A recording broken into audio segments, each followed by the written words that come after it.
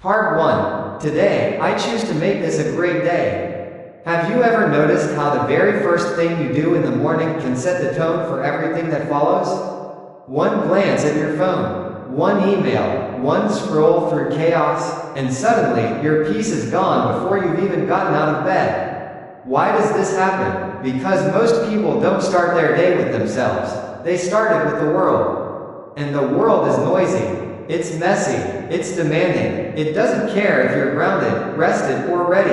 It just rushes in, hijacks your thoughts, and before you've taken your first breath in stillness, your mind has already been handed over. But what if there was another way? Imagine waking up, not to notifications, but to intention. Instead of checking your phone, you check in with yourself. Not to judge, not to criticize, but to clarify. You look in the mirror, not to pick yourself apart, but to reconnect with who you are, what you're capable of, and why this day matters.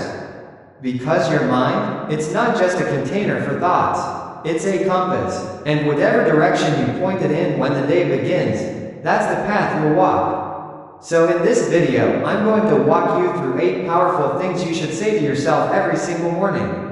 But let me be clear, this isn't about hype. This isn't about shouting affirmations into a mirror hoping the world magically bends in your favor. This is about grounded, reflective truths, the kind that anchor you to your strength, that reconnect you to your peace, that remind you of your purpose before the noise can make you forget. You don't need coffee for this. You don't need perfect lighting or a perfect mood. You just need a willingness to reclaim your mental space before the world lays claim to it. And when you do this daily, these words begin to shape something deeper than a moment. They shape identity. They help you remember that no matter how chaotic things get out there, you always have a say in how you show up in here. Brain 1. Today, I choose to make this a great day. Every morning, you're presented with the same decision. Not a loud one, not a flashy one, but a quiet, often overlooked choice. How will I meet this day? Not what will the day bring, not who will text, not what curveballs are waiting around the corner, but how will you show up, mentally, emotionally, spiritually? Most people don't choose, they let the world choose for them. Think about it. Before they've even left the bed, they've already handed over the steering wheel. To emails, to headlines, to a coworker's tone, to the mood of the weather, to a passive-aggressive comment online. And without realizing it, they've surrendered. They've told themselves, I'm not in control, I'm just surviving this day. But is that really the life you want? Is strength found in surrendering to circumstances? Is peace something that only happens if the world behaves? Of course. What if you flipped the script? What if you, still sleepy, still unsure, looked in the mirror and declared, not with false positivity, but with intention, today, I choose to make this a great day. It doesn't mean the day will be easy. It doesn't mean nothing will go wrong. It means you are reclaiming your posture. You are stepping into the only part of life you truly can control, your stance, your spirit, your tone, because you can't predict the full script of what's coming, but you can choose your character in the story. You can decide to move through the day with calm instead of chaos, with presence instead of panic. That's the quiet strength that separates the reactive from the intentional. Think of it this way. If your mind is the lens through which you experience everything, then your morning mindset is how you clean that lens. If you leave it smudged with yesterday's fears, anxious thoughts, and the weight of what-ifs, then everything you see will be filtered through distortion. Every interaction feels heavier, every challenge feels bigger. But, if you take a moment, even just one deep breath, to wipe that lens clean with a simple, grounded phrase, suddenly the same world looks different. Not because it changed, but because you did. This is why the Stoics began their days with reflection. Marcus Aurelius himself would remind, you will meet rude people today. Selfish people, angry people, but none of it will disturb you, unless you let it. He didn't say that to sound wise. He said it to anchor himself in truth. Because if you don't anchor your mind, the world will toss it like a ship in a storm. But if you speak to yourself, first, clearly, gently, you begin your day as the captain of that ship. And that's where everything changes. Part 2. Something good is already on its way to me. We left off by choosing intention over reaction, by deciding, each morning, to make the day great, rather than waiting for the day to hand us something worth enjoying. So what happens when you really begin to live from that place of choice? The world outside will always be chaotic. It shifts and shakes, full of noise, pressure, and unpredictability. But your inner world, that's where real freedom lives.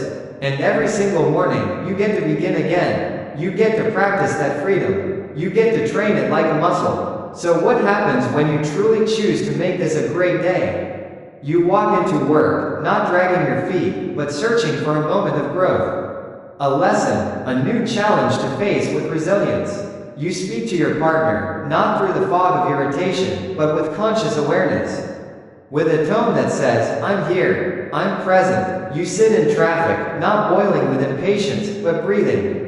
You allow yourself to slow down. You play something meaningful in your ears. You use the moment to center rather than to complain. And through all of this, you begin to carry yourself like someone who isn't waiting for joy to show up, but creating it moment by moment. Of course, stress still comes. Difficult people still cross your path. Problems still knock at the door when you least expect them. But here's the difference. You're anchored. You're not tossed by every mood swing, every piece of bad news, every curveball the day throws at you. Why? Because you've already chosen your posture. You've already aligned your compass. That one internal decision, to show up with presence, with clarity, with purpose, holds you steady when everything else is spinning. Even if things fall apart, even if the day doesn't go the way you hoped, that choice still carries value. Why? Because you acted with intention. And that's where true peace lives, not in perfect outcomes, but in the way you showed up, with courage, with effort, with alignment. So tomorrow, when your eyes open, try this. Don't reach for your phone. Don't scroll the headlines. Don't drown in the noise. Instead, check in with yourself. Close your eyes. Take one conscious breath, and say, calmly but with quiet authority, today, I choose to make this a great day.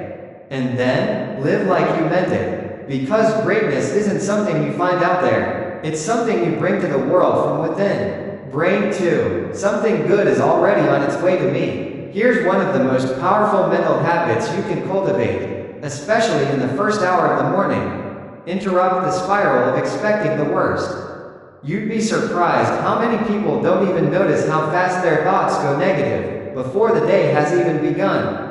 Before they've spoken to another soul, they're already bracing for disaster. What if I mess up again? What if I fall behind? What if something goes wrong? And just like that, the day is rooted not in hope, but in fear. But what if you flip that? What if before anything had a chance to unfold, you whisper to yourself, not with false positivity, but with grounded trust, something good is already on its way to me. Not because you're denying reality, not because you're chasing fantasies, but because you're choosing a different mental stance, a posture of possibility over paranoia. There's neuroscience behind this too. Your brain is constantly filtering your experience of the world through a system called the reticular activating system, the mental gatekeeper deciding which bits of information get your attention. And do you know what programs that filter? Your focus, your expectations, your beliefs. If you believe today will be stressful, your brain will highlight every inconvenience, every problem, every piece of tension. If you believe nothing ever works out for you, your brain will find proof to back that up again and again. But here's the magic. If you expect something good, a small breakthrough, a kind word, a moment of clarity, your brain will begin to scan for it. It's like tuning a radio. When you pick the right frequency, the noise clears, and suddenly, you start to see what was always there. And over time, your reality begins to bend, not because life changed, but because your lens did. Now, let's be clear. This isn't about ignoring hard things. It's not about pretending everything is perfect. It's about refusing to let cynicism run your life. Yes, life is hard. Yes, people fail us. Yes, obstacles are real. But so are unexpected blessings. So are quiet miracles. So are the ordinary moments that become extraordinary when you learn to notice them. And if you don't train your mind to expect these things, you'll miss them, even when they show up. That expectation? It's a form of faith, not necessarily religious, but deeply personal. It's the belief that you're not stuck, that your story isn't finished, that even if you're in the middle of waiting, of hurting, of uncertainty, the next chapter is already on its way. That the person who could change your life, you haven't met them yet. That the door you've been looking for hasn't opened, but it exists. That all your quiet effort, all your unseen discipline, all your late night prayers and early morning sacrifices, they will lead to something good, even if you can't see how just yet. The Stoics understood this too. They weren't blind to life's struggles. They knew life was often brutal, unfair, and unpredictable, but they also taught a timeless truth. Your interpretation of events shapes your experience more than the events themselves. Marcus Aurelius once wrote, "The impediment to action advances action. What stands in the way becomes the way." In other words, that obstacle in your path? It might just be the path in disguise. Part 3. Whatever happens today, I can handle it. When you wake up and whisper, "Something good is already on its way to me," you're not escaping reality. You're reshaping the way you engage with it. You're tuning your lens to see what others miss, not because you're lucky, but because you're awake. Yes, the world is still unpredictable, but your perception, your posture, that changes everything. When you begin your day with that quiet confidence, "Something good is already on its way to me," you're priming your mind to recognize blessings that most people overlook. A moment of peace while sipping your coffee, a meaningful glance from someone you love, an opportunity that first appears as inconvenience, a lesson wrapped inside a challenge, and yes, sometimes, even the arrival of something you once hoped for, long after you thought it was lost. This phrase is more than optimism. It's a form of self-trust. It's you saying to yourself, "I don't need to micromanage the universe. I don't need to control everything. I trust the process. I trust my growth. I trust that life, even when it's messy, is unfolding, not falling apart." You're affirming that the healing you've been doing, the effort you've been putting in, the discipline you've quietly maintained, it's all leading somewhere better. And that kind of internal trust, it softens the mind, it lowers the shoulders, it brings your nervous system out of survival mode, it opens up creativity, connection, presence, and here's the unexpected beauty. When you move through the world with that kind of calm confidence, people notice, not because you're louder, but because your energy becomes lighter. Your presence feels grounded, your words are more thoughtful, your responses are more composed. Your very being becomes the magnet for the good you were expecting. Not because it magically appeared, but because you showed up ready to receive it. So tomorrow, before the scroll, before the noise, before yesterday's problems re-enter your mind, take one breath, place a hand over your heart, if it helps, and whisper, "Something good is already on its way to me." Say it like a promise. Say it like a quiet prayer. Say it until your nervous system believes it. Because it's not just a sweet idea, it's a doorway, and that door opens the moment you choose to look for it. Brain 3. Whatever happens today, I can handle it. Let's be honest. There's a brutal, unavoidable truth we all live with. You don't know what today will bring. Will it be joy or heartbreak? Breakthrough or breakdown? A smooth ride or a series of sharp turns? You can't predict it, you can't control it, and yet, most people live every day as if they must. They brace for disaster, they silently beg the world not to throw anything too heavy at them. And when it inevitably does, they collapse. But what if you flipped that entire script? What if, instead of wishing for a problem-free day, you anchored yourself in this powerful declaration? Whatever happens today, I can handle it. Not because you know what's coming, but because you know yourself. This one shift in thinking can change the way you move through life. Because here's the truth. Fear of the future doesn't come from the future itself. It comes from your doubt, the doubt that says, "I don't think I can handle it." But pause for a second. Look back. Really look. That heartbreak, you survived it. That loss, you carried it with trembling hands and kept walking.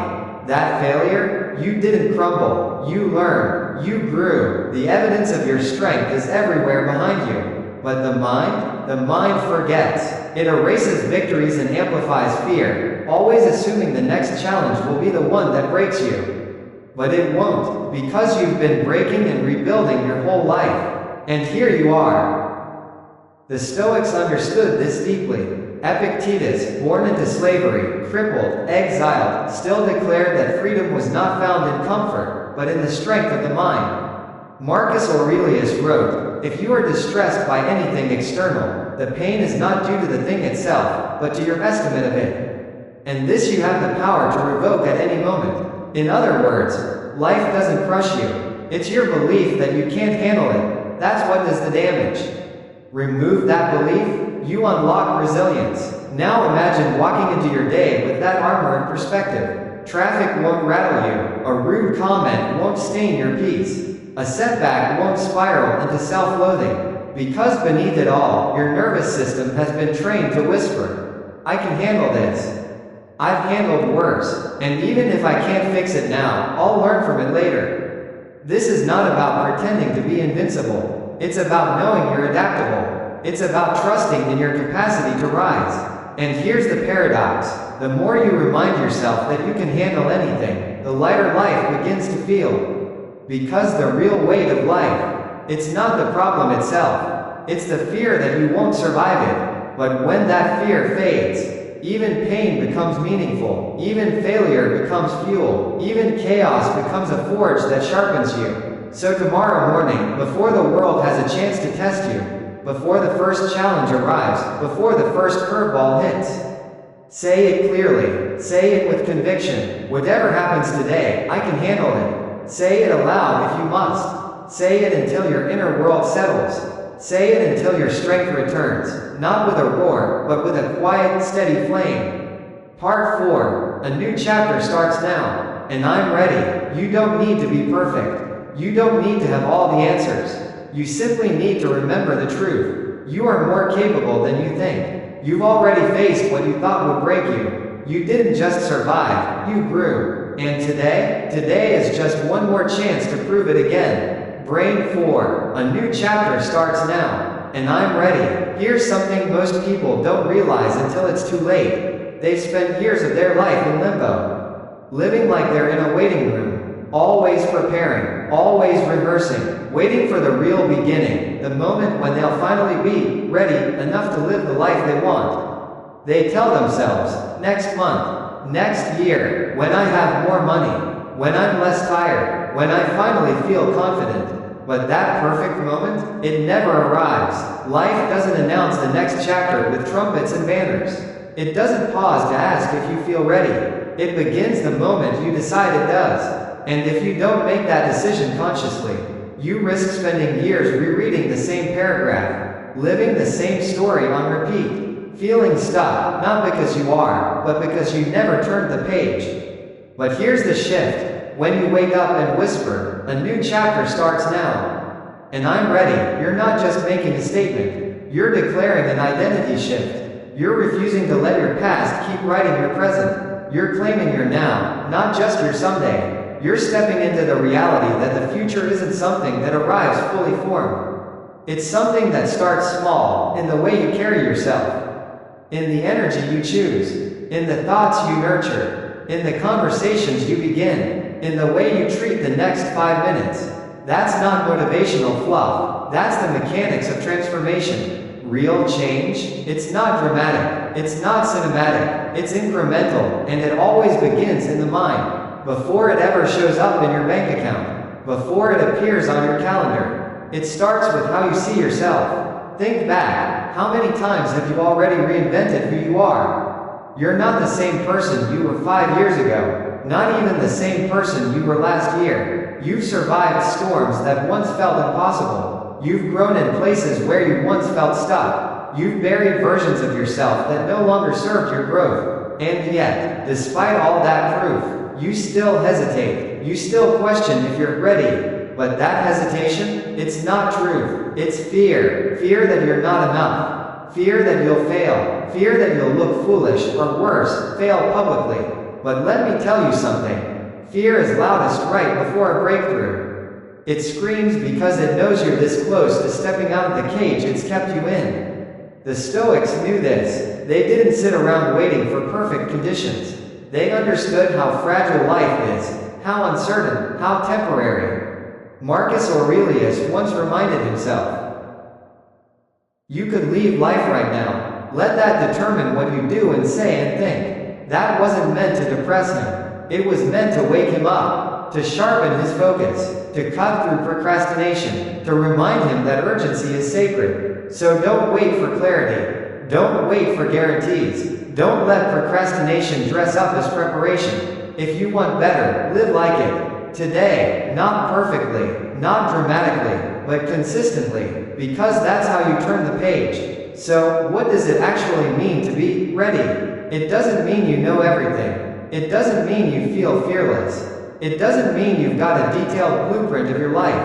Being ready simply means this: you're willing to take one step, willing to move forward, even if you stumble, willing to learn as you go, willing to trust that progress will meet you on the road, not before you take the first step. Readiness isn't a feeling, it's a choice, and if you wait until it feels right, you'll never move. So tomorrow morning, when the world is still quiet, before you scroll, before you speak, before the noise creeps in, say it out loud or say it in stillness. A new chapter starts now. And I'm ready. Then act like it. Write one sentence. Send one message. Take one walk. Choose presence over autopilot. Choose movement over fear. Because chapters don't begin with fireworks. They begin with a decision. A small, sacred choice.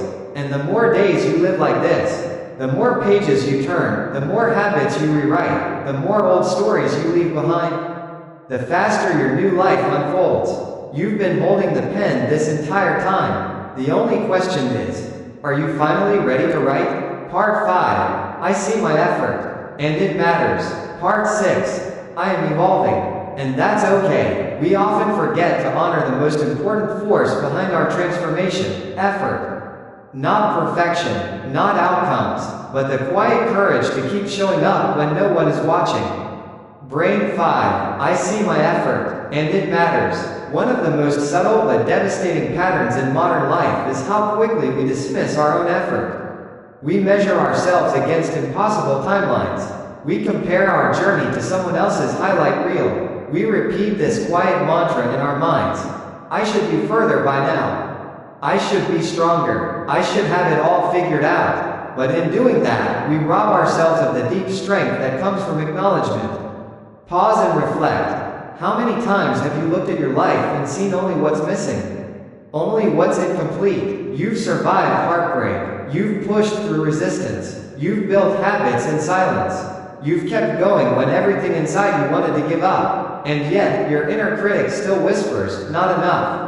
Still behind, still lacking, but that voice, however loud, isn't telling the truth. Because progress isn't just a trophy at the end. It's every step you took on the way. Progress is measured in effort, especially the kind no one else sees. The mornings you got up despite the wait, the nights you chose discipline instead of distraction, the internal battles you fought with grace, even when no one was cheering. When you begin your morning by saying, I see my effort, and it matters, you're practicing something rare: self-respect. You're recognizing that your fight has value, even when the world is silent about it. You're giving quiet credit to all the invisible discipline, the choices made in solitude, the perseverance that never made it to Instagram. You're looking yourself in the eye and saying, I won't be blind to my own growth. And this isn't pride, it's alignment. The Stoics understood the power of this inner honoring. Seneca once said, it is not the man who has too little, but the man who craves more, that is poor. Craving blinds us. It convinces us that we're never enough, because we always want more. More status, more validation, more applause. But when you pause to acknowledge your effort, you step out of that cycle. You remember, I may not be finished, but I'm not who I used to be. And that matters. Now, this doesn't mean you stop reaching higher. It simply means your striving comes from gratitude, not self-hatred. Because here's the danger: when you constantly overlook your effort, you burn out. You start to believe the lie that none of it matters. You begin to live as though you're invisible, even to yourself. But when you stop each morning and whisper, I see how hard I'm trying, and I respect it, you fuel yourself. You stop dragging effort like a burden, and you start wearing it like a badge of honor. And here's the irony, people who recognize their own effort, they usually achieve more, not less. Why? Because they're not running on empty. They're not waiting for applause. They're not burning out to please others. They move forward with energy, with self-compassion, with resilience. They don't chase approval from others, because they've already given it to themselves. So tomorrow morning, before the noise creeps in, pause, take one deep breath, look inward, and say, firmly, kindly, I see my effort. I see how hard I'm trying, and it matters. Say it until the shame softens. Say it until the inner critic gets quiet. Say it until you feel that small flicker of pride rise in your chest. Because that flicker, it will carry you further than shame ever could. Your effort is not invisible, not to life, not to God, and not to the future you're building. One step, one struggle, one choice at a time. One day, you'll look back and realize, it was never wasted, it was always shaping you into the person you were meant to become. Brain 6. I am evolving, and that's okay. One of the hardest truths to accept? You're not a finished product. None of us are, but we live in a world obsessed with an after picture. We celebrate the peaks without asking what it cost to climb them. We admire people at their final result and forget they had to stumble, to question, to fall, and rise again and again to get there. And so we compare, and in that comparison, we convince ourselves, because I'm still figuring it out, I must be behind. Because I still stumble, I must not be worthy. Because I haven't arrived, I must not be enough. But here's the truth, you're not behind, you're becoming. You are a work in progress, and that is not weakness. That's evidence of growth. So when you wake up and gently affirm, I am evolving. And that's okay, you're rejecting the toxic idea that only perfection is worthy. You're reminding yourself that change isn't clean, it's messy. That growth isn't glamorous, it's gritty. That becoming isn't linear, it's layered. You're giving yourself permission to breathe inside the process, to live in the becoming, to stop punishing yourself for not being finished. Preview, think of nature. A tree doesn't sprout overnight. It grows ring by ring, storm by storm, quietly, slowly, deeply. And so do you. Part 6, continued, I am evolving. And that's okay. Part 7, if I keep showing up, life will meet me halfway. The moments when you feel uncertain, stuck, or like nothing's working, those are not signs that you're broken. They're signs that your roots are deepening. Your foundation is strengthening. Your character is expanding. You don't need to be ashamed of those seasons. You need to trust them. The Stoics emphasized this over and over. They taught that becoming something great was never sudden, it was slow, messy, and deeply human. Epictetus wrote, no great thing is created suddenly, any more than a bunch of grapes or a fig. If you tell me you desire a fig, I answer that there must be time. Let it blossom, then bear fruit, then ripen. He understood something we often forget in our culture of instant gratification. Impatience kills progress. And it's not because you're incapable. It's because you demand too much, too fast. You apply the same unrealistic timeline to yourself. You want healing to be immediate. You want confidence to appear overnight. You want clarity to arrive on command. But that's not how evolution works.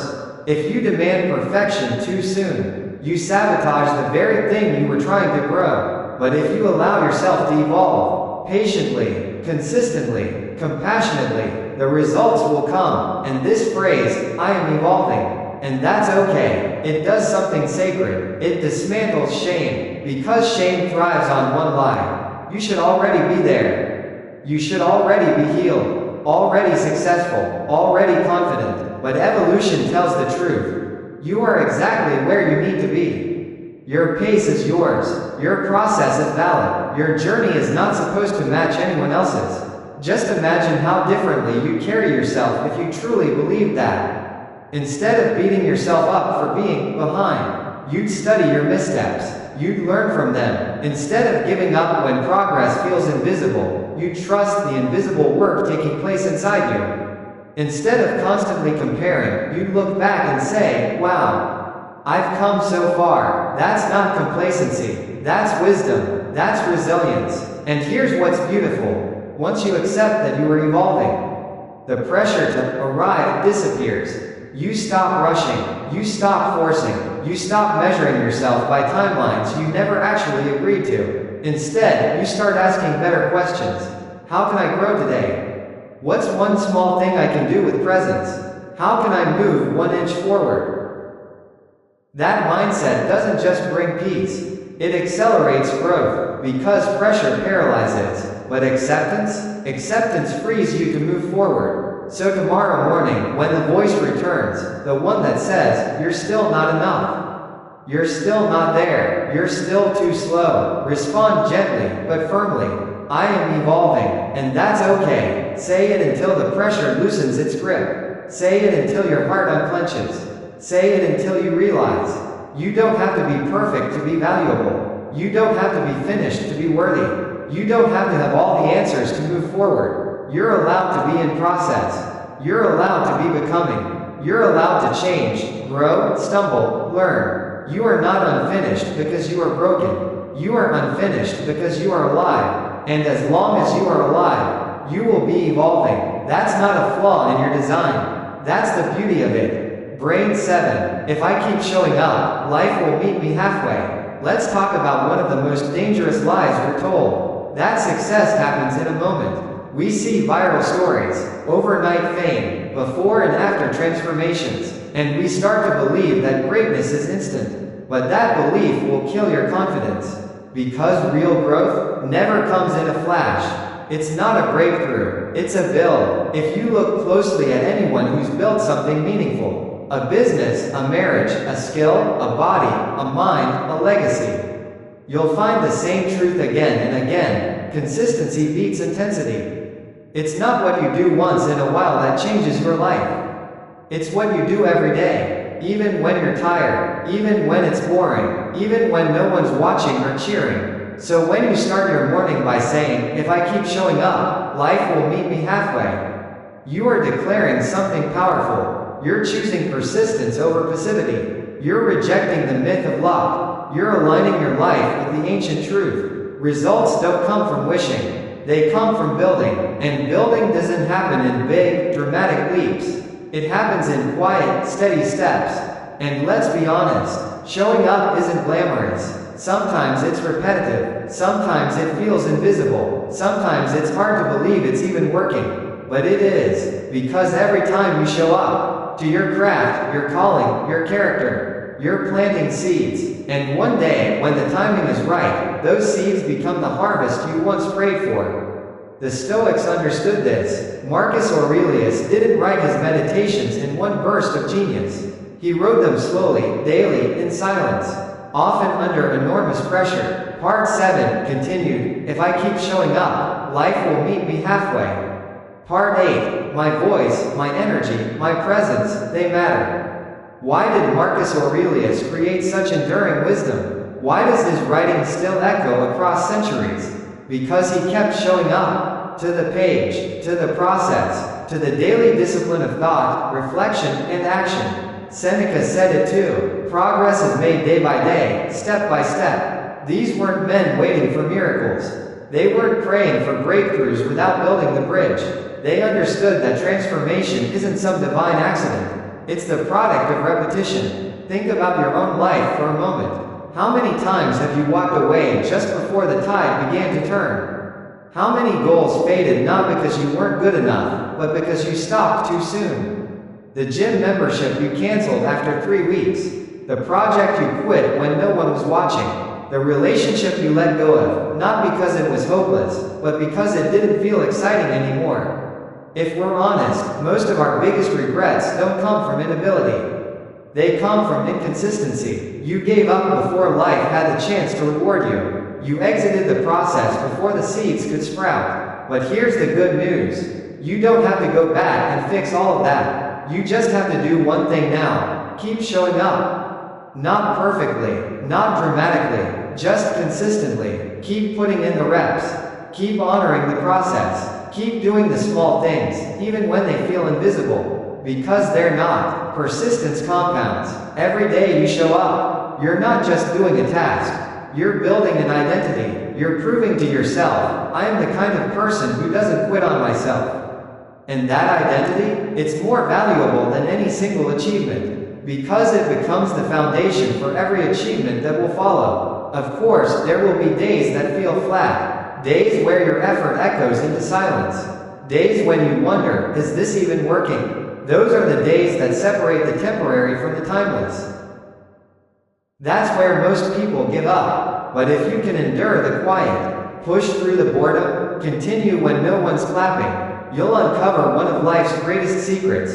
Life rewards those who refuse to disappear. Not always immediately, not always in the form you expected, but always, eventually, because consistency turns invisible effort into visible results. So tomorrow morning, when doubt rises, say it again. If I keep showing up, life will meet me halfway. Don't demand perfection. Don't demand overnight success. Demand presence. Demand persistence. And trust that one day, the compound interest of your effort will surprise you. The book will be written. The business will grow. The body will be stronger. The peace will deepen. The transformation will be visible. Not because of one brilliant moment, but because you kept showing up on the days that felt anything but brilliant.